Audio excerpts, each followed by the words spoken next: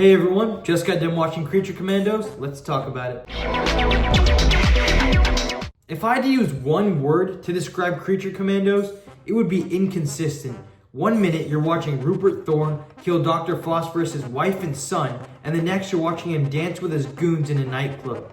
Tonally, the show is just all over the place. The comedy doesn't land nearly as well as it should, and the sad moments almost hit too hard, throwing off the mood of the entire episode.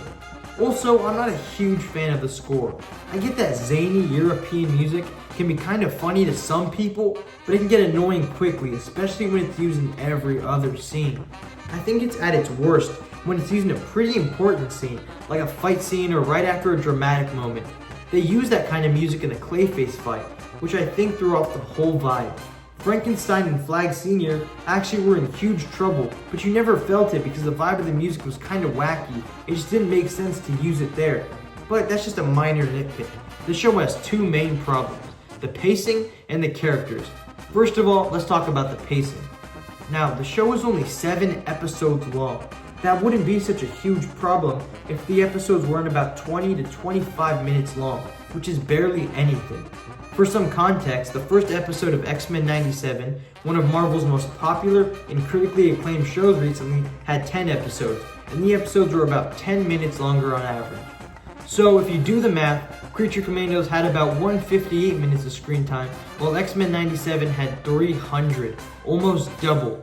That's why there should be no surprise that X-Men 97 had a much better reception than Creature Commandos. X-Men 97 just had far more time to flesh out their characters, develop their villains, and create a story that was truly amazing. Now, let's talk about the characters. Because Creature Commandos was so short, there wasn't nearly as much time as there should have been to flesh out the cast. The biggest example of this was a character named Nina Mazursky, who I think was a huge missed opportunity to get the audience really invested. She was kind and non-violent, really different from the other members of the Creature Commandos who had no problem just taking people out, which should have drawn the audience to her pretty subconsciously. However, I think Nina failed as that kind of relatable character because she just didn't have much to do. For the most part, she followed the bride, the team's leader, around like someone with no friends looking for someone to hang out with. In every episode but the finale, that's all she did. When it came time for her to actually do something, it seemed like pretty shameless plot convenience.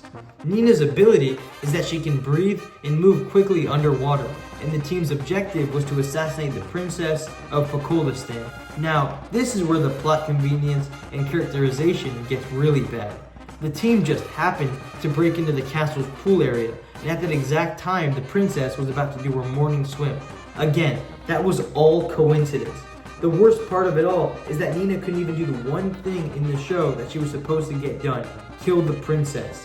In her one moment of glory, the princess realizes what's about to happen and kills Nina in a place where she's supposed to have the advantage. So when she dies and the audience is supposed to feel sad, we kind of don't. She barely did anything all show. She failed at the one thing she was actually supposed to do, and she didn't interact with any members of the team other than G.I. Robot and the bride. Point is, the show's not great at fleshing out its character. However, it also had some pretty great things going for it. The voice acting was all pretty solid, especially Indira Verma as the bride and Alan Tudyk as Dr. Phosphorus, who delivered a pretty gut-wrenching performance in episode 6, the episode where we saw the backstory of his character. The animation was pretty decent, nothing too special, but it didn't suck, and it was fluid enough that the audience could keep up. Also, I really liked how the show wasn't afraid to expand on and make references to the larger DC universe. It was really cool to see Batman and Superman and Peacemaker and all these other characters who I didn't think I would get to see in this show. All in all, it's an above average superhero show. I give it a solid 6 out of 10. Nothing too special, but if you're bored or want to see something in the new DCU, it wouldn't hurt to put Creature Commandos on. That's all for this video. If you enjoyed me yapping at you about superheroes for the past few minutes and want to hear more, hit that subscribe button, like this video, and I'll catch you next time.